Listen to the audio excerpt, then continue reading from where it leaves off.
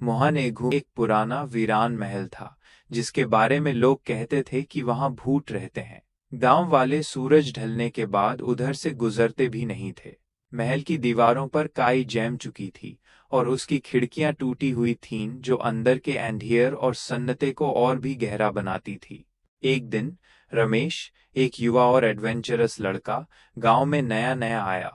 वो इन कहानियों पर विश्वास नहीं करता था और महल की रहस्यमयी शोभा यूज अपनी ओर खींच रही थी। उसके दोस्तों ने उस रोकने की बहुत कोशिश की, लेकिन रमेश ने उनकी एक ना सुनी। उसने फैसला किया कि वो रात महल में बिताएगा और साबित करेगा कि भूत सिर्फ अफवाहें हैं।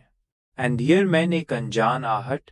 अमावस्या की काली रात थी जब रमेश मशालों और थोड़े खाने के साथ महल की तरफ बढ़ा। जैसे ही वो महल के दरवाजे पर पहुंचा, एक ठंडी हवा का झोंका यूज छू गया, जैसे महल यूज अंदर आने से रोक रहा हो। उसने हिम्मत जुटाई और अंदर कदम रखा। अंदर घुप अंधेरा था और हवा में एक अजीब सी नमी थी। उसके कदमों की आवाज सन्नाटे में गूंज रही थी।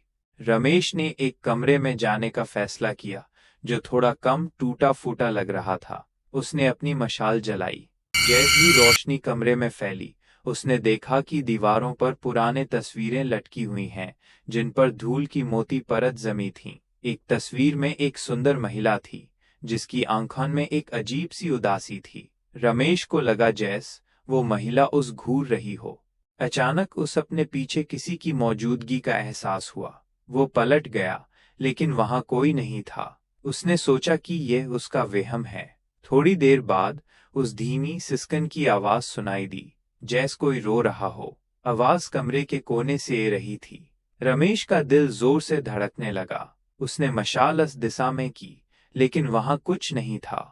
परछाई और फुसफुसाहट। जैसे ही उसने मशाल नीचे की, उसने एक सफेद धुंधली सी परछाई को अपनी आंखों के सामने से गुजरते देखा। उसकी रूह कांप गई। वो जानता था कि अब ये सिर्फ उसका वहम नहीं है। आवाज और तेज हो गई और उससे लगा जैसे कोई उसके करीब रहा हो। यूजस महिला की तस्वीर याद आई। क्या ये उसकी आत्मा थी? रमेश ने हिम्मत जुटाई और महल से बाहर निकलने का फैसला किया। वो दरवाजे की तरफ भगा, लेकिन उसकी राह में एक अनोखी शक्ति ने उसे रोक लिया। अंदर से एक तेज ठंडी हवा चली और दरवाजे अपने आप बैंड हो गए। ये फ्लैट रमेश पूरी तरह से डर गया था।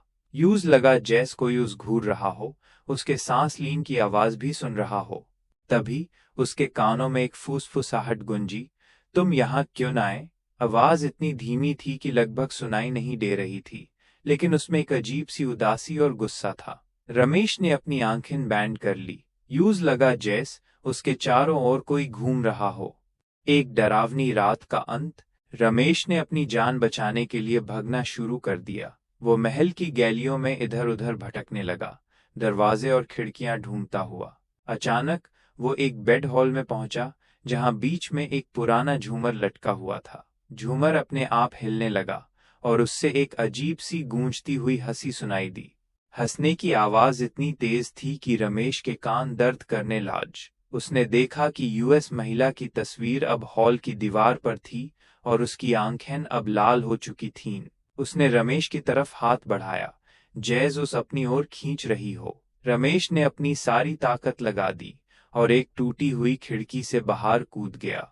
वो तेजी से भागा, बिना पीछे देखे। जब तक वो गांव पहुंचा, सुबह हो चुकी थी और उसकी सारी हिम्मत जवाब दे चुकी थी। उसका चेहरा पीला पड़ गया था और वो बुरी तरह से कांप रहा था। उसने अपने दोस्तों को अपनी कहानी सुनाई, लेकिन अब कोई उस बेवकूफ नहीं कह रहा था। उन सब की आंखों में डर साफ झलक रहा था। उस दिन के बाद रमेश ने कभी महल की तरफ मुड़कर भी नहीं देखा, और गांव वाले अब भी कहते हैं कि यूएस रात के बाद से महल से रूप की आवाज और एक महिला की फुसफुसाहट और भी साफ सुनाई देने लगी है। महल आज भी वहां खड़ा है, अपने रहस्य को अपने अंदर दबाए, उन लोगों का इंतजार करता हुआ जो हिम्मत करके उसके अंदर कदम रखते हैं। मेन कहानी को थोड़ा और बेहतर बनाने की कोशिश की है। फ्लैट यह कैसी लगी?